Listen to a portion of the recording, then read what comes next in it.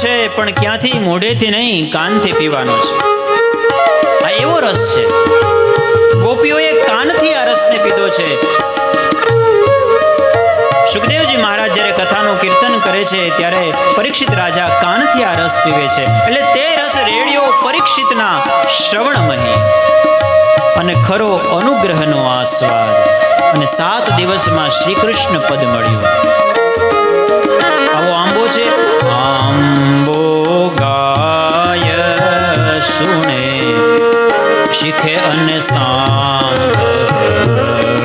છેલ્લી લીધી. આંબો ગાય શીખે અથવા ખાલી સાંભળે.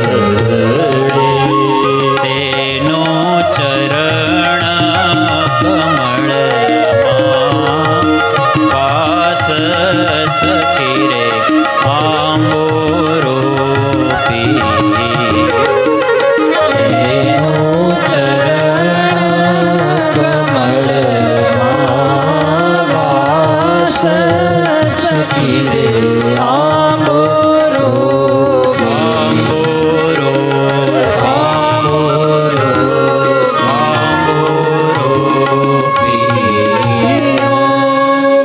શ્રી સુખદેવજી મહારાજ આ ફળને વેળીને લઈ ગયા. આવી રીતે શ્રીમદ ભાગવતની રચના થઈ. વેદવ્યાસજી દ્વારા સુંદર મજાના આ ગ્રંથની રચના થઈ.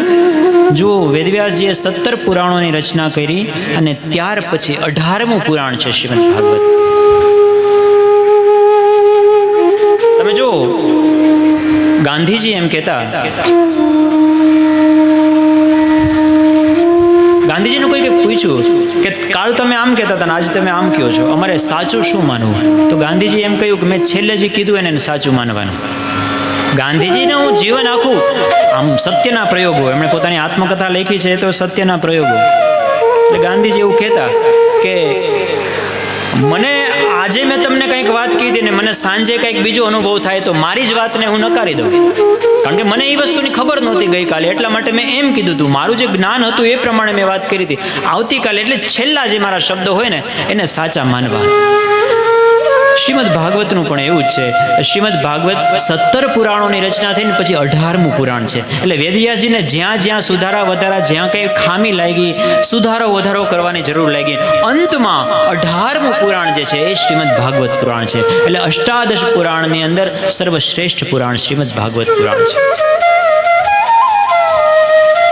વેદવ્યાસજીએ રચના તો કરી નાખી, પણ જ્યાં સુધી એ યોગ્ય શિષ્યના હાથમાં આપી ન દે, ત્યાં સુધી નેક્સ્ટ જનરેશનને જ્યાં સુધી ન આપે ત્યાં સુધી સંતોષ ન થાય ને.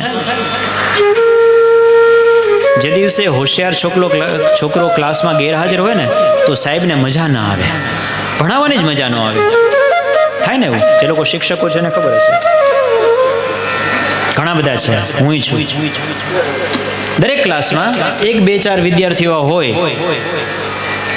એ 50નો ક્લાસ હોય કે 25 હાજર હોય, હાથમ આઠમનો તહેવાર તો ઓછા હાજર હોય, પણ એ 2, 3 જે 4, 5 કે જે મુખ્ય જે છોકરા હોય એને જ ઉદ્દેશ્ય રાખીને, એને જ અનુલક્ષીને લગભગ આખું બધું ચાલતું હોય.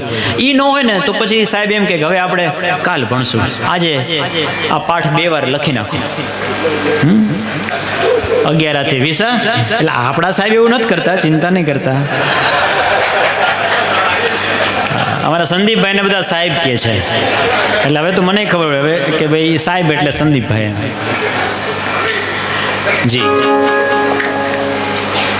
વેદવ્યાસજીને ચિંતા છે કે મેં આવું સુંદર મજાનું ભાગવત ગ્રંથની રચના કરી, પણ આના માટે યોગ્ય અધિકારી મને શિષ્ય જ્યાં સુધી ન મળે ત્યાં સુધી હું આ કોના હાથમાં સુપ્રત કરું? હું કોને આપું? ગમે ને તો આપી ન દેવાય. ઇદમ તેના તપસ્કાય ના ભક્તાય કદાચન નચા શુશ્રૂષવે વાચ્યમ નચમામ યોગ્ય સૂયતે. ગીતામાં પણ ભગવાને કહ્યું છે કે આ જ્ઞાન ગમે ને નહીં આપતો. અર્જુન, મેં તો તને આપી દીધું, તારી યોગ્યતા જોઈને તને આપ્યું, પણ ગામમાં ગમે ત્યાં લઈને ઢંઢેરો નહીં પીટતો. આ જ્ઞાન ઇમમ વિવસ્વતે યોગમ.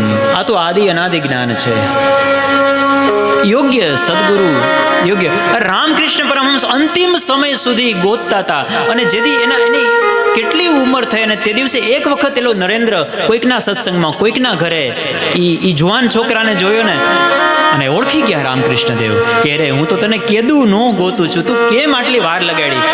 નરેન્દ્રને કઈ સમજાણું નહીં કે હું પહેલી વાર મળું છું આ મહાત્માને, આનું બહુ મોટું નામ. એટલે એમ થયું કે લાવો આપણે એના સત્સંગમાં જઈએ, સંકીર્તનમાં જઈએ. અને એ મને એમ કે છે કે હું તને કેદું ને ત્યારે રાહ જોઉં છું. સમજાણું નહીં. એક અલગ જ ભૂમિકાની અંદર અમુક સંતો જીવતા હોય છે, પણ એને ખબર હતી કે મારો આના માટે જ જન્મ થયો છે, મારે બીજું જે કાંઈ કર્યું છે બધું સાઈડમાં ને એક બાજુ મારો આ નરેન્દ્ર. અને પછી ધીમે ધીમે જેમ જેમ નરેન્દ્ર દત્ત એના સંપર્કમાં આવ્યા અને પછી પોતાનું આખું અંદરનું જે ટ્રાન્સફોર્મેશન છે એ વિવેકાનંદે કર્યું. અને જે રામકૃષ્ણ પરમહંસ નથી કરી શક્યા એ વિવેકાનંદના માધ્યમથી આખી દુનિયામાં ધર્મનો પ્રચાર, સનાતન ધર્મનો ડંકો વગાડ્યો સ્વામી વિવેકાનંદે. તો એના માટે યોગ્ય પાત્ર જોઈએ. બાકી રામકૃષ્ણ દેવને આખી જિંદગીમાં એવા કેટલાય કરોડપતિ લોકો હતા કે જે રામકૃષ્ણ પરમહંસના પગમાં પડતા હતા, જાણતા હતા કે આ સમર્થ સિદ્ધ મહાપુરુષ છે. જ્ઞાન ગમે ત્યાં નથી અપાતું, એના માટે યોગ્યતા જોઈએ. સિંહનું દૂધ એમ કહેવાય છે કે સોનાનું પાત્ર હોય ને તો જ ટકે. પાત્રતા બહુ મહત્વની છે. આજે વેદવ્યાસજીને ચિંતા છે. જો એક ચિંતા, શ્રીમદ ભાગવતની કથાની રચના થઈ ગઈ એટલે એ જીવનનું આમ મોટામાં મોટું કાર્ય સંપન્ન થઈ ગયું. એ પ્રકારે વેદવ્યાસજી નિશ્ચિંત થઈ ગયા. પણ હવે બીજી ચિંતા થઈ કે હવે હું કોને આપું. ત્યારે વિચારે છે કે હરી ઈચ્છા હશે તો યોગ્ય શિષ્ય પણ મળી જશે. એટલા માટે પોતાના જે શિષ્યો હતા એને અમુક શ્રીમદ ભાગવતના શ્લોકો શીખડાવી દીધા કે તમે જ્યારે ગાયો ચરાવવાને માટે વનમાં જાઓ ને ત્યારે ઉચ્ચ સ્વરે આ શ્લોકોનું ગાન કરવાનું. જો તમને કોઈ આવીને પૂછે કે બીજો શ્લોક સંભળાવો તો જ સંભળાવવાનો, નહીંતર સામેથી નહીં સંભળાવવાનો. અને ઋષિકુમારો જ્યારે વનની અંદર ગાયો ચરાવતા હોય ત્યારે સુંદર મજાના શ્લોકોનું ગાન કરે. એક દિવસ ઋષિકુમારો શ્લોકનું ગાન કરી રહ્યા છે. બર્હાપીડમ, દશમા સ્કંદનો શ્લોક છે. ભગવાનની રૂપ માધુરીનું એની અંદર વર્ણન છે. ભગવાન કેવા લાગે છે. બર્હાપીડમ નટવર વપુ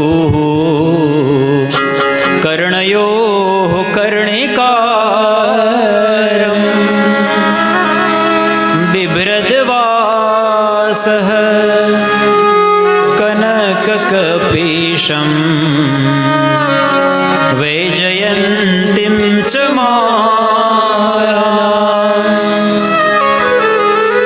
રંધ્રાન વેણો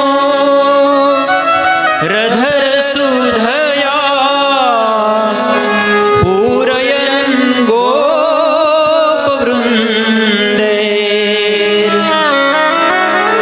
રંધ્રાન વેણો રધર સુધયા પૂરયન ગોપવૃંદે. વૃંદારણ્યમ સ્વપદરમણમ પ્રાવિશ ગીતકીર્તિ પ્રાવિશ ગીતકીર્તિ. બરહાપીડમ, મોરનું પંખ ધારણ કર્યું છે, પીળું પિતાંબર ધારણ કર્યું છે, કાનમાં કર્ણિકાર પુષ્પ ધારણ કર્યા છે, ગુંજાની માળા ધારણ કરી છે, પીળું પિતાંબર ધારણ કર્યું છે ભગવાને. અધરોષ્ઠ ઉપર મુરલીને ધારણ કરી છે ભગવાન. ત્રિભંગ લલિત થયા છે. અને આવા ભગવાન શ્યામ સુંદર વૃંદાવનની અંદર પ્રવેશ કરે છે ત્યારે ગોવાળિયાઓથી ઘેરાયેલા છે, ગાયોથી ઘેરાયેલા છે. આવું સુંદર મજાનું ભગવાનના સ્વરૂપનું વર્ણન. દૂર ક્યાંક વનની અંદર એક ઝાડની નીચે સુખદેવજી મહારાજ ધ્યાનમાં બેઠા હતા, નિર્ગુણ બ્રહ્મનું ધ્યાન કરતા હતા. અને એના કાનમાં શબ્દ પડ્યા. કાન અચંબિત થઈ ગયા આવું સુંદર મજાના સ્વરૂપનું વર્ણન સાંભળીને. ઊભા થઈ ગયા કે આવું સુંદર મજાનું સ્વરૂપ, નિર્ગુણની અંદર મારી આસક્તિ, મારું મન ક્યારેય સગુણ બ્રહ્મમાં ખેંચાય નહીં, પણ આવું સુંદર સ્વરૂપ કોણ ગાઈ રહ્યું છે. અને જ્યાં જોયું તો ઋષિકુમારો આ શ્લોકનું ગાન કરતા હતા. આજે નિર્ગુણ બ્રહ્મની અંદર નિષ્ઠા ધરાવતા મહાન યોગીને સગુણ બ્રહ્મ તરફ ખેંચ્યા છે શ્રીમદ ભાગવતના આ શ્લોકે. બાજુમાં આવ્યા છે કે ઋષિકુમારો આ કઈ સંહિતાનો શ્લોક છે? ઋષિકુમારોએ કહ્યું કે આ શ્રીમદ ભાગવત સંહિતાનો શ્લોક છે. બહુ સરસ છે. ભગવાનનું શું સ્વરૂપનું વર્ણન કર્યું છે આમાં. હજી આવડે છે બીજા શ્લોક? ગુરુદેવે કહ્યું હતું કોઈ પૂછે તો કહેવાનું. બીજો શ્લોક કયો બોલવાનો એ પણ ગુરુદેવે કહ્યું હતું. ત્રીજા સ્કંદની અંદર ભગવાનના સ્વભાવનું વર્ણન છે. આપણે જોયું ને ભગવાનનો સ્વરૂપ પછી ભગવાનનો સ્વભાવ. જ્યારે ભગવાન પૂતનાને મારે છે તો એને પણ ભગવાન ઉત્તમ ગતિ આપે છે, એનું વર્ણન છે એમાં. અહો બકીયમ સ્તન કાલકૂટમ જિગાંસયા પાય યદપ્યસાધ્વી. અહો બકીયમ સ્તન કાલકૂટમ જિગાંસયા યદપ્યસાધ્વી. અહો બકીયમ સ્તન કાલકૂટમ જિગાંસયા પાય યદપ્યસાધ્વી. અહો બકીયમ સ્તન કાલકૂટમ જે સ્તન ઉપર કાળકૂટ વિષની ઝૂંપડી નાખી મારવા માટે એને પણ માની ગતિ સાધ્વી. લેવે ગતિમ ધાતૃચિતામ તતોન્યમ. લેભે ગતિમ ધાતૃચિતામ તતોન્યમ. લેવે ગતિમ ધાતૃચિતામ તતોન્યમ. લેભે ગતિમ ધાતૃચિતામ તતોન્યમ. કંવાદયાલું શરણં વ્રજેમ. દયાલુ શરણં વ્રજેમ. અહો બકીયં સ્તન કાલકૂટમ જિગાંસયા પાય યદપ્યસાધ્વી. અહો બકીયં સ્તન કાલકૂટમ જિગાંસયા પાય યદપ્યસાધ્વી. જે મારવા આવી હતી એને પણ તારી, એને પણ પોતાની માને ગતિ આપે એવી ગતિ આપી. એવો ભગવાનનો સ્વભાવ છે. અને જ્યાં સુખદેવજીએ ભગવાનના સ્વભાવનું વર્ણન સાંભળ્યું, સુખદેવજી નાચી ઉઠ્યા છે. શું વાત છે! આટલું સુંદર સ્વરૂપ અને આવો સુંદર સ્વભાવ. બોલે હજી સંભળાવો. બોલે અમને તો 2 જ શ્લોક ગુરુજીએ શીખડાવ્યા છે, હવે તમારે જો સાંભળવા હોય તો અમારા ગુરુજી પાસે આવવું પડે. બોલે તમારા ગુરુજી કોણ છે? કહ્યું કે અમારા ગુરુજી વેદવ્યાસજી. અને વેદવ્યાસજીનું નામ સાંભળતા તો સુખદેવજી નાચી ઉઠ્યા. અરે એ તો મારા પિતાજી છે. જન્મતાની વેદ જે દીકરો ઘરને છોડીને જતો રહ્યો હતો, આજે શ્રીમદ ભાગવતના શ્લોક સાંભળીને પાછો ઘરે આવ્યો છે. કહ્યું કે મને લઈ જાઓ મારા પિતા પાસે. હું અધિકારપૂર્વક કહીશ કે પિતા જુઓ, સાચો દીકરો એ છે કે જે સંપત્તિમાં નહીં સંસ્કારનો વારસો માગે ને, એ સાચો દીકરો છે. આજે સુખદેવજી મહારાજ સંસ્કારનો વારસો માગવાને માટે ગયા છે કે મારો અધિકાર છે, વારસામાં મને ભાગવત આપો. અને જીવનના અંતિમ પડાવ ઉપર બેઠેલા વેદવ્યાસજી, હવે એની આંખો પણ ધીમી ધીમે હવે બહુ ઝાંખું દેખાય છે. મોતિયા આવી ગયા છે, અમુક ઉંમર થઈ ગઈ છે, પણ સાંજનો સમય છે, ગોધુલી વેળા, અને ધીમે ધીમે દૂરથી ગાયો આવી રહી છે. આશ્રમમાં વેદવ્યાસજી બેઠા છે. ધીમે ધીમે ગાયો બધી ગોશાળાની અંદર પ્રવેશ કરે છે. ઋષિકુમારો ધીમે ધીમે આવે છે. ઋષિકુમારો બધા આવી ગયા અને હજી કોઈક પાછળથી આવતું હોય. એકદમ 16 વર્ષનું કોઈનું સ્વરૂપ, કોઈ કપડાં પહેરેલા નથી. સુખદેવજી મહારાજ જે પોતાના શરીરને જ કપડાં માને છે, એને કપડાં પહેરવાની શું જરૂર? જે બ્રહ્મની અંદર સ્થિર છે, પરિનિષ્ઠિતોપી નૈર્ગુણ્ય. ધીમે ધીમે બાજુમાં આવ્યા. ત્યાં ખબર પડી, અરે આ તો મારો દીકરો, આ તો મારો સુખ જે જન્મતા વેદ જતો રહ્યો હતો. એ ઊભા થઈ ગયા છે, દોડ્યા છે કે દીકરા. સુખદેવજી મહારાજ પણ વેદવ્યાસજીને ભેટી પડ્યા છે. કહ્યું કે પિતાજી, હું તમારી પાસે ભાગવત સાંભળવા, શીખવા માટે આવ્યો છું. વેદવ્યાસજીને થયું કે હા, મારા જીવનનું કાર્ય હવે લગભગ પૂરું થશે.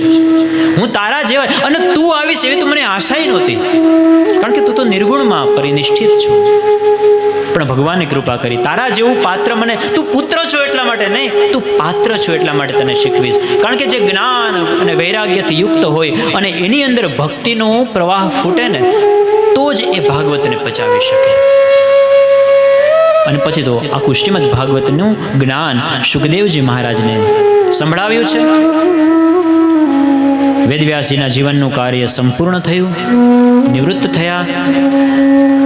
હવે ચિંતા શરૂ થઈ સુખદેવજીને કે હવે મને કોઈક શોધતા. જો ગાય છે ને, ગાય એને બહુ દૂધ ભરાઈ જાય ને થનમાં, તો જ્યાં સુધી તમે વાછડાને મોકલો નહીં ત્યાં સુધી એને શાંતિ એમ કહેવાય કે માતાને પણ જ્યાં સુધી બાળકને દૂધ પીવડાવે નહીં ત્યાં સુધી શાંતિ ન થાય.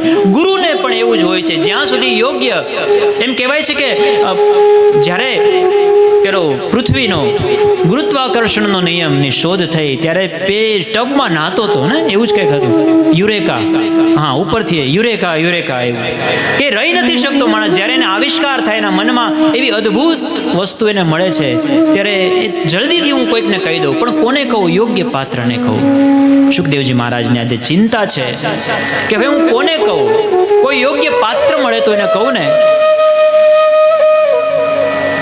पियो रे पियाला राम रस का कोई, पियो रे पियाला राम रस का, और कोई पियो रे पियाला राम रस का, ओ कोई पियो रे पियाला राम रस का, कोई पियो रे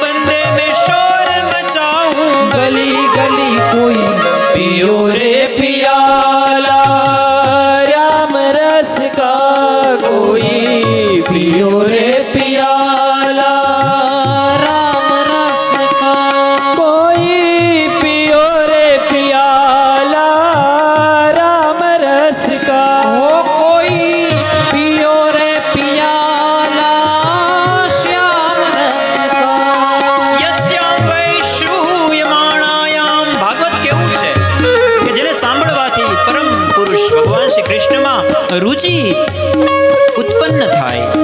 યસ્યામ વૈશ્રુયમાણાયામ કૃષ્ણે પરમ પુરુષે ભક્તિ ઉત્પદ્યતે પુંસામ, ભક્તિરુત્પદ્યતે પુંસામ, શોક મોહ ભયાપહા,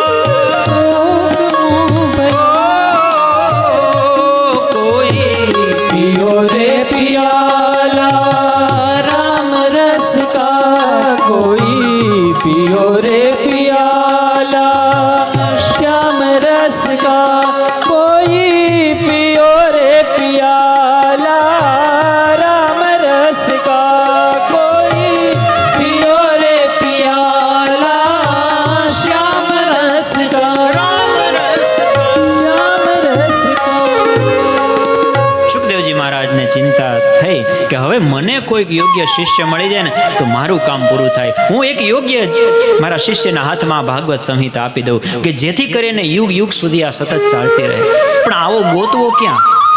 પણ યાદ રાખજો, ગુરુને કોઈ દિવસ ગોતવા પડતા નથી અને શિષ્યને ગોતવો. આપણને એમ લાગે કે આપણે હારા ગુરુ ક્યાં ગોતીએ, કોઈ હારા સમર્થ મહાપુરુષ હોય, ઘણા લોકો ગોતતા હોય છે. પણ શિષ્યએ કોઈ દિવસ ગુરુને ગોતવાની જરૂર નથી. ગુરુ છે ને એ શિષ્યને ગોતતા હોય છે. જે દિવસે આપણી અંદર પાત્રતા કેળવાય ને, જે દિવસે પરીક્ષિત રાજા પાત્ર બન્યા ને, સુખદેવજી મહારાજ સામેથી આવી ગયા છે. સામેથી આવીને કોઈને ખબર ન હતી કે ક્યાંથી સુખદેવજી આવ્યા છે. રામકૃષ્ણ પરમહંસ ક્યારે ભેટો થઈ ગયો. દરેક તમે જુઓ, એ ગુરુ એ તત્વ છે. આપણે ગુરુ ગોતવાની જરૂર નથી, આપણે આપણી પાત્રતા કેળવવાની જરૂર છે. ધીમે ધીમે ધીમે ભગવાનની પાસે શરણાગતિથી ભગવાનને પ્રાર્થના કરવાની કે ભગવાન મને યોગ્ય જગ્યા, અને જ્યાં સુધી ગુરુ ન મળે ત્યાં સુધી ગમે ત્યાં ભટકવાની જરૂર નથી. આ ગ્રંથ છે એ જ ગુરુ છે. આપણે ત્યાં તો આખો શીખ સંપ્રદાય ગુરુ ગ્રંથ સાહિબ, એ ગ્રંથને જ ગુરુ માને. આ રામાયણ, આ ભાગવત, આ ગીતા, આ બધા એવા ગ્રંથો છે કે જેનું એક પાનું ખોલો ને તો એ તમને એક મોતી મળશે, અને જીવન બદલાવવાને માટે સમર્થ છે. આ એવા ગ્રંથો છે. આવું સુંદર મજાની સંહિતાની રચના થઈ, અને પછી આ શ્રીમદ ભાગવત શ્રી સુખદેવજી મહારાજના માધ્યમથી પરીક્ષિત રાજાને મળ્યું, એ કથા છે. એવી રીતે આખી શ્રીમદ ભાગવત કથાની ઉત્પત્તિ, અને પછી એ શુક અને પરીક્ષિતનો જે સંવાદ છે એ ઘણા બધા ઋષિમુનિઓ સાંભળતા હતા. એમાં સૂતજી પણ બેઠા હતા. એ સૂતજીએ આજે શૌનકાદિ ઋષિમુનિઓને સંભળાવે છે, અને એ જ સંવાદ વેદવ્યાસજીએ જે લખેલો છે એ આજે આપણે સૌ સાંભળીએ છીએ. એટલે આ પરંપરા આદિનારાયણ પરબ્રહ્મ પરમાત્માથી શરૂ થઈને આપણા સુધી પહોંચી છે. પણ શ્રીમદ ભાગવતની કથાની શરૂઆતમાં અહીંયા પ્રથમ સ્કંદમાં પેલા મહાભારતની કથા આવે છે. થોડીક શું કામ મહાભારતની કથા આવે છે? કારણ કે આપણે જેની કથા સાંભળવાના છે એના વડવાઓ કેવા હતા, એના પૂર્વજો કેવા હતા, એ જાણવું બહુ જરૂરી છે. શ્રીમદ ભાગવતના પ્રથમ સ્કંદની અંદર ભાગવત લોકોની કથા છે. જો ભગવાનના જે છે એને ભાગવત કહેવાય. ભાગવત ગ્રંથ તો છે જ, પણ પરીક્ષિત રાજા ભાગવત હતા, ભગવાન ના હતા, પરમ ભાગવત છે. એટલે પરીક્ષિત રાજાને એના પૂર્વજો કેવા હતા. પ્રથમ સ્કંદની અંદર 3 એવી સ્ત્રીઓ પણ છે જે પરમ ભાગવત છે. આપણે ત્યાં એવી સતીઓ થઈ કે જેનું નામ સવારમાં લઈએ ને તો પણ આપણો દિવસ સુધરી જાય. અહલ્યા, દ્રૌપદી, સીતા, તારા, મંદોદરી તથા પંચનામ સ્મરણ નિત્યમ મહાપાતકનાશનમ. અહલ્યા, સતી અનસુયા, દ્રૌપદી પણ શ્રીમદ ભાગવતની કથા, મહાભારતમાં એની કથા આવશે. શા માટે મહાન છે હમણાં જ આપણે આગળની કથામાં જોશું. સીતા, તારા, મંદોદરી રાવણની પત્ની પરમ સતી હતી. આનું નામ લેવા માત્રથી આપણો દિવસ સુધરે. તો આવા પરમ ભાગવત લોકોની કથા પ્રથમ સ્કંદમાં છે. આવો મહાભારતની કથામાં પ્રવેશ કરીએ. અથ શ્રી મહાભારત કથા, અથ શ્રી મહાભારત કથા, અથ શ્રી મહાભારત કથા, અથ શ્રી મહાભારત કથા, મહાભારત કથા, મહાભારત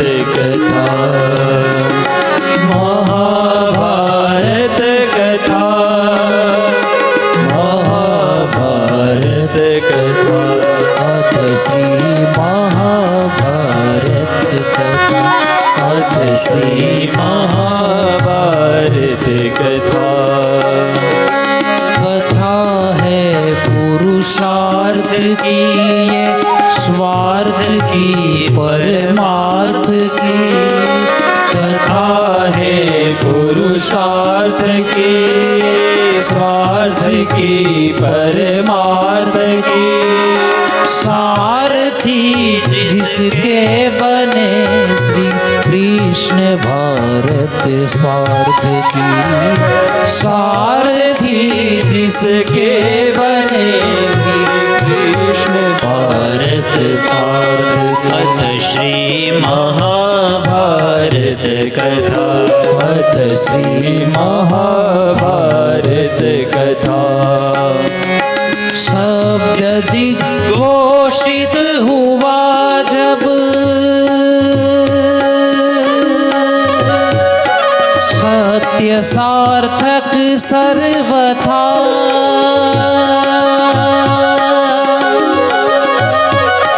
शब्द दिग्घोषित हुआ जब, सत्य सार्थक यदा यदा हि धर्मस्य ग्लानिर्भवति भारत अभ्युत्थानं धर्मस्य तदात्मानं सृजाम्यहम् परित्राणाय साधूनां विनाशाय च दुष्कृतां धर्म संस्थापनार्थाय संभवामि युगे युगे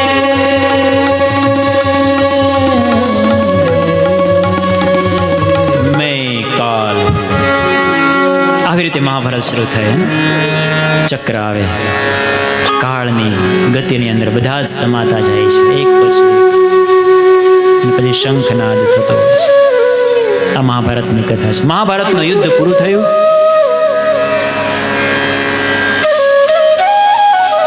કૌરવો 100 હતા. 100 કૌરવો મૃત્યુ પામ્યા છે. અભિમન્યુ હણાયા છે. પિતામહ ભીષ્મ શરશૈયા ઉપર સૂતા છે. દુર્યોધન મૃત્યુની પ્રતીક્ષા કરતો કરતો અધમુઓ થઈને પડ્યો છે. ક્યારે મૃત્યુ આવે, પીડા સહન કરે છે. એવા સમયે અશ્વત્થામા એવું વિચારે છે કે હજી હું અંત સમયે મહારાજ દુર્યોધનને રાજી કરી દઉં.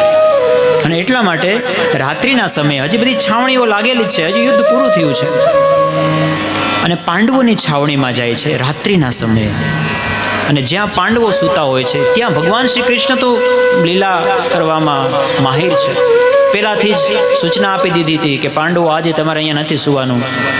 તે દિવસે ત્યાં પાંડવોના દીકરાઓ સૂતા હતા બરાબર, અને માથે ઓઢીને સૂતા હતા. અને અશ્વત્થામાં 5 માથા કાપી નાખે છે. 5 પાંડવોના દીકરાના મસ્તક કાપી અને એક પોટલામાં બાંધી અને દુર્યોધન પાસે લઈને ઘા કરે છે કે તમે બધાએ જે મહારથીઓ ભેગા થઈને ન કરી શકાની મેં એકલા હાથે કરી બતાવ્યું. 5 પાંડવોને મારી નાખી.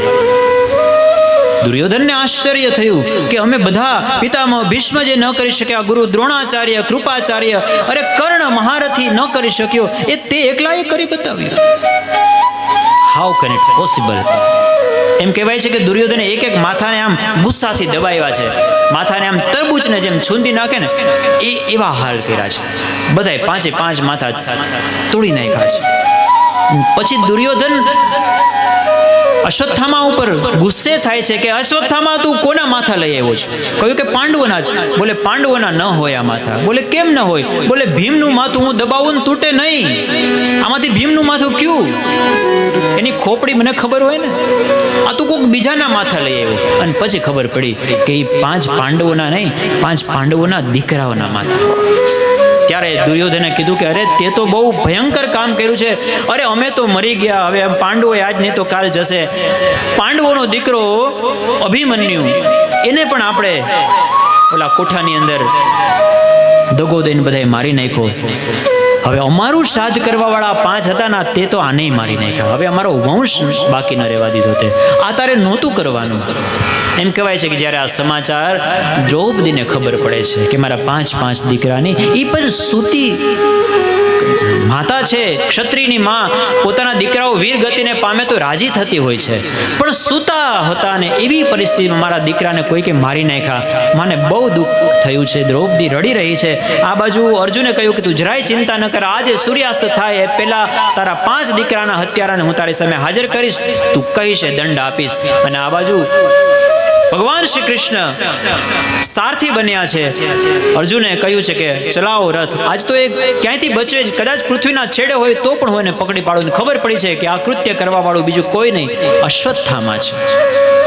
અને અશ્વત્થામાને ખબર પડી કે હવે અર્જુન મારો પીછો કરે છે અને મને છોડશે નહીં. એટલે અંત સમય છે, બચવા માટેનો એક જ ઉપાય છે. અશ્વત્થામાએ બ્રહ્માસ્ત્ર છોડ્યું છે અને ભયંકર અગ્નિ જ્વાળાઓ આકાશની અંદર ફેલાવા માંડી છે. અર્જુન કંઈ સમજી નથી શક્યા. અર્જુન કહે છે કે કૃષ્ણ કૃષ્ણ મહાભાગ ભક્તાનામ અભયંકર ત્વમેકો દહ્યમાનાનામ અપવર્ગો સંસ્કૃતે. આ પૃથ્વીનો પ્રલય થવાનો છે કે શું? આ ભયંકર વિષ જ્વાળાઓ, આ શું થઈ રહ્યું છે? કૃષ્ણ ભગવાન કહે છે કે ચિંતા કર. આ અશ્વત્થામાએ બ્રહ્માસ્ત્ર છોડ્યું છે ને, હા, એને કારણે આ વિશાળ અગ્નિની જ્વાળાઓ દેખાઈ રહી છે. પણ ચિંતા નહીં કરતો, તારી પાસે પણ બ્રહ્માસ્ત્રની વિદ્યા છે. એના પિતાજીએ એને બ્રહ્માસ્ત્ર છોડતા શીખડાયું છે, પણ એના પિતાજીએ તારા ઉપર કૃપા કરીને તને પાછું વાળતા શીખડાયું છે. જો પુત્ર છે એટલે નહીં, પાત્ર હોય ને ત્યાં જ્ઞાન આપવાનું. દીકરો હતો એટલે શીખડાવી દીધું, પણ પૂરું જ્ઞાન નથી આપ્યું. જ્યારે અર્જુનને પૂરેપૂરું જ્ઞાન આપ્યું છે કે ભગવાને કહ્યું કે તું પણ તારું બ્રહ્માસ્ત્ર છોડ અને મંત્ર ભણી અને બંને બ્રહ્માસ્ત્રને તારા ભાથાની અંદર પાછા ખેંચી લે. અને આવું અર્જુને કર્યું છે. અને પછી તો અશ્વત્થામાને પકડીને દ્રૌપદીની પાસે હાજર કર્યો છે. કહ્યું છે કે આ રહ્યો તારો 5 દીકરાનો હત્યારો, કે હવે એને શું કરવું? તું કહે તો એને મૃત્યુ દંડ આપું. અને જ્યાં દ્રૌપદી જોવે છે કે અશ્વત્થામા છે સામે, ત્યારે જેના 5 દીકરાઓનું મૃત્યુ થયું છે, એ દ્રૌપદી, એના શબ્દો જે છે, આપણને માન થાય દ્રૌપદી ઉપર કે દ્રૌપદી શા માટે મહાન છે. શું કહે છે દ્રૌપદી? મુચ્યતા મેષ બ્રાહ્મણો નિતરામ, કે આને છોડી દો. અર્જુન કહે છે કે છોડી દઉં તારા 5 દીકરાનો, આપણા 5 દીકરાને એને માર્યા, છોડી દેવાને? બોલે હા છોડી દો. શા માટે? અને ત્યારે જવાબ આપે છે દ્રૌપદી, જાણે કોઈ એક વકીલ દલીલ કરતા હોય ને, અપરાધીના પક્ષમાં દલીલ કરે છે કે ને મૂકવાના ઘણા બધા કારણો છે. એક તો એ કે એ બ્રાહ્મણ છે, બ્રાહ્મણને શરીરથી દંડ ન અપાય, બ્રહ્મ હત્યાનું પાપ લાગે, એટલા માટે એને ન મરાય. બીજી વાત કે તમારો ગુરુનો દીકરો છે, પિતાવે જાયતે પુત્ર, ગુરુદેવ તો હવે રહ્યા નથી, આ તમારા સામે ગુરુ જ છે. એ તો યુદ્ધમાં તો ગમે ને મારવા પડે, ત્યાં તો બધું થાય, પણ અહીંયા અત્યારે યુદ્ધનો સમય નથી, યુદ્ધ પૂરું થઈ ગયું છે, એટલે અત્યારે તમને બ્રહ્મ હત્યા લાગશે અને ગુરુ હત્યાનું પણ પાપ લાગશે, એટલા માટે આને નહીં મરાય. અને બીજું, કદાચ આ બધું ભૂલી જાઓ તો પણ તમે દુનિયાની એક માં હું મારા આંસુ ન લઈ શકો ને તો કાંઈ વાંધો નહીં, એક બીજી માને શા માટે રડાવો છો? કદાચ આને મારી નાખશો તો મારા દીકરા તો પાછા આવવાના નથી, એ તો ગયા. અને મારા તો 5 પતિઓ તો જીવતા છે ને, તમે 5 તો છો. આને તો આની માને કૃપીને એનો એકમાત્ર દીકરો છે, એના સહારે જીવે છે. ગુરુ તો યુદ્ધની અંદર જ મૃત્યુ પામ્યા છે, એની માને જીવવા માટે આ એક જ માત્ર સહારો છે. એટલા માટે મુચ્યતા મેષ બ્રાહ્મણો નિતરામ ગુરુ. વિચારવાની વાત એ છે કે જે 5 દીકરાના હત્યારાને જે દ્રૌપદી છોડી દે છે ને, એ દુશાસનને માફ નથી કરતી. જે સ્ત્રીના ચારિત્ર્ય ઉપર હાથ નાખે છે ને, એને ક્યારેય સ્ત્રી માફ નથી કરી શકતી. કદાચ એના 5 દીકરાના હત્યારાને ભલે એને માફ કરી દીધો હોય. અને કહેવાય છે કે પછી તો અશ્વત્થામાને વચ્ચેનો રસ્તો અપમાનિત કરી, એને મુંડન કરીને માથા ઉપરનું મણી લઈને અપમાનિત કરી, શિખાનું છેદન કરી અને અપમાનિત કરીને કાઢી મૂકે છે. કે માણસનું અપમાન કરો ને એટલે એના મૃત્યુ સમાન જ છે, એટલે અપમાનિત કરીને એને કાઢી મૂકે છે. આ બાજુ ભગવાન રથારૂઢ થતા હોય છે, ભગવાન જવાની તૈયારી કરતા હોય છે કે હાલો હવે યુદ્ધ પૂરું થયું અને હું હવે દ્વારકા જાઉં. અને એવામાં ભગવાન જ્યાં રથ ઉપર બેસવા જાય ત્યાં એક સ્ત્રી દોડતી આવે છે ભગવાન પાસે કે પાહી પાહી મહાયોગિન દેવ દેવ જગતપતે નાન્યમ ત્વદ ભયમ પશ્યે યત્ર મૃત્યુ પરસ્પરમ પાહી પાહી. હે ભગવાન બચાવો બચાવો બચાવો. બધાએ જોયું કે કોણ છે? કોણ હતું? ઉત્તરા હતી, અભિમન્યુની વિધવા પત્ની. શા માટે ભગવાન પાસે રક્ષણ માગે છે? કારણ કે અશ્વત્થામા અપમાનિત થઈને ગયો, પણ હજી એના હૃદયની અંદર વેરની જ્વાળા છે, શાંત નથી થઈ. એને થયું કે હવે તો હું 5 પાંડવોને મારીશ. અને આ ઉત્તરાના ગર્ભમાં અભિમન્યુનો દીકરો છે, જે જન્મ નથી થયો, એને નહીં, પાંડવોને હું એનો વંશ નહીં રહેવા દઉં. એટલા માટે ફરી પાછું બ્રહ્માસ્ત્ર છોડે છે, ઉત્તરાના ગર્ભની અંદર અભિમન્યુને મારે, પરીક્ષિતજી મહારાજને મારવા માટે. અને 5 બાણ છોડે છે 5 પાંડવોને મારવા માટે. ભગવાન શ્રી કૃષ્ણ પોતાના સુદર્શન ચક્રથી એ પંચસાયક 5 બાણને છેદન કરી નાખે છે, પાંડવોની રક્ષા કરે છે. અને ભગવાન સૂક્ષ્મ સ્વરૂપે ઉત્તરાના ગર્ભની અંદર જાય છે અને ઉત્તરાના ગર્ભની રક્ષા કરે છે. કહેવાય છે કે ફરી પાછા જીવિત કરે છે પરીક્ષિત મહારાજે. જો આ પરીક્ષિત મહારાજ ખૂબ મહાન છે કે ગર્ભની અંદર જ ભગવાને એનું રક્ષણ કર્યું છે. પ્રશ્ન થાય કે ઉત્તરા પાહી પાહી મહાયોગીને એમ કહી અને કૃષ્ણ ભગવાન પાસે જ શા માટે ગઈ? ઉત્તરા પોતાના સસરા પાસે પણ જઈ શકતી હતી ને. એના સસરા એટલે અર્જુન, યુધિષ્ઠિર, ભીમ બધા હતા. કોઈ પાસે નથી ગઈ ઉત્તરા. સીધી ભગવાન શ્રી કૃષ્ણ પાસે ગઈ છે. શું કામ?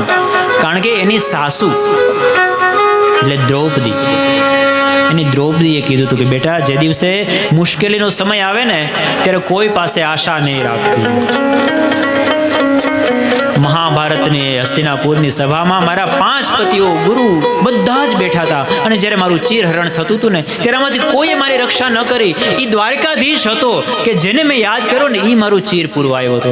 જે દિવસે તને આવો અઘરો સમય આવે ને તે તું દ્વારકાધીશ પાસે જાજે. એટલા માટે ઉત્તરા સીધી દ્વારકાધીશ પાસે ગઈ છે અને ભગવાન એની રક્ષા કરે છે. પછી તો ભગવાન ફરી પાછા વિદાય લેવાની તૈયારી કરતા હોય છે ત્યારે કુંતા માતા આવે છે. કહે છે કે આમ તો તું મારો ભત્રીજો થાછો, પણ છતાંય મારે એક ઈચ્છા છે. તારી પાસે મારે કંઈક માંગવું છે, તું મને આપી દે, પછી તારે જવું હોય તો જા. ભગવાન કહે છે કે ફૈબાને તો માગવાનો અધિકાર હોય, કહો ને શું જોઈએ છે તમારે? ત્યારે કુંતાજી કહે છે, કુંત્યુવાચ વિપદઃ સંતુ નઃ શશ્વત તત્ર તત્ર જગદ્ગુરો ભવતો દર્શનમ યત સ્યાત પુનર્ભવ દર્શનમ. ભગવાન મને વિપત્તિ આપો, મને દુઃખ આપો. ભગવાન કહે છે કે ફૈબા શું માગ્યું? કહ્યું કે મને દુઃખ આપો. અરે ફૈબા, લોકો મારી પાસે સુખ માગે છે, તમે બરાબર વિચારીને માંગો છો ને? હું તો કલ્પ વૃક્ષને જેવો છું, તથાસ્તુ કહી દઈશ. કહ્યું કે હા, મારે દુઃખ જોઈએ છે. શા માટે દુઃખ માંગો છો? ત્યારે માં કુંતા કહે છે કે એટલા માટે દુઃખ માંગુ છું કે જ્યારે જ્યારે અમારા જીવનમાં દુઃખ આવ્યું છે ને ત્યારે તું અમારી પડખે ઊભો હોય અને જે દિવસે સુખનો સમય આવે ને એટલે તું અમારાથી દૂર જતો રહે છે. જ્યાં સુધી અમે વનની અંદર ભટકતા હતા પાંડવો, ત્યારે તું અમારે જ્યારે જરૂર પડી ત્યારે અમારી ભેગો હતો. મહાભારતનું યુદ્ધ હતું ત્યારે તું ભેગો હતો. હવે સુખના દિવસો આવ્યો એટલે તું જતો રહે છે. રથ તૈયાર જ છે તારો, જવાની તૈયારી કરે છે. ઉસ સુખ પર પથ્થર પડો कि राम हृदय से जाए, बलिहारी वा दुख की के पल पल राम भजाए. દુઃખમાં આપણને ભગવાન યાદ આવે છે. એટલા માટે ભગવાન પાસે સંતો મહાપુરુષો દુઃખ માગે છે. જ્યારે સંસારી જીવો છે જે મોહરૂપી અંધકારની અંદર ડૂબેલા છે, એ લોકો દુઃખથી દુઃખી થાય છે. પણ સંતો તો એમ કહે છે કે જેટલી પીડા આપવી હોય ને એટલી ભગવાન આપી દો. આ જન્મની અંદર બધી પીડા ભોગવાઈ જાય એનો કાંઈ વાંધો નથી. બીજો જન્મ ન લેવો, બીજો જન્મ ભગવાનના સાનિધ્યમાં. સુખ આવે એટલે ભગવાન ભૂલાઈ જાય. આ મનુષ્યનો સહજ સ્વભાવ છે.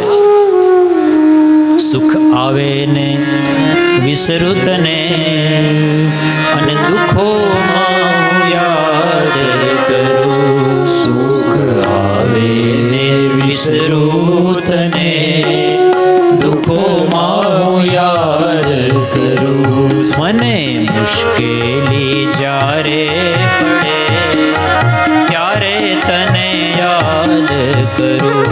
મને મુશ્કેલી જ્યારે પડે ત્યારે તને યાદ કરું. સુખ આવે ને વિસરું તને દુઃખોમાં યાદ કરું. સુખ આવે વિસરું તને દુઃખમાં હું યાદ કરું. તમે તમારા જીવનના જૂના દિવસો યાદ કરો કે જ્યારે જ્યારે પરીક્ષાનો સમય હોય ને ત્યારે છોકરાઓને ભગવાન યાદ આવે. ભગવાનને પગે લાગીને માતાજી પાસે દીવો કરી 10માની પરીક્ષા આપવા જતા હોય. કોઈ દિવસ મંદિરમાં ન ગયા તેથી મંદિરમાં થોડાક 10 મિનિટ વહેલા નીકળશે. કોરોનામાં જે દિવસે કોઈ તમારી બાજુમાં ભટકતું ન હોય, કોઈ તમને તમારી થાળી અડવા તૈયાર ન હોય, તમારા ઠામ તમારા ઉટકી લેવાના, તે દિવસે આપણને એમ લાગે કે આપણો એક જ છે ઉપરવાળો દ્વારકાધીશ. મૂડી હોય જ્યારે 2 પૈસાની, મૂડી હોય જ્યારે બે પૈસાની, મૂડી હોય જ્યારે બે પૈસાની, મૂડી હોય જ્યારે બે પૈસાની, બની જાઉં ત્યારે હું બહુ અભિમાની, બની જાઉં ત્યારે હું બહુ અભિમાની, બની જાઉં ત્યારે હું બહુ અભિમાની, બની જાઉં ત્યારે હું બહુ અભિમાની, જ્યારે ખાવાના સાસા પડે, જ્યારે ખાવાના સાસા પડે, ત્યારે તને યાદ કરું, જ્યારે કાલે ને વિસરું તને, દુઃખોમાં હું યાદ કરું, મને મુશ્કેલી જ્યારે પડે, ત્યારે તને યાદ કરું, મને મુશ્કેલી જ્યારે પડે ત્યારે તને યાદ કરું.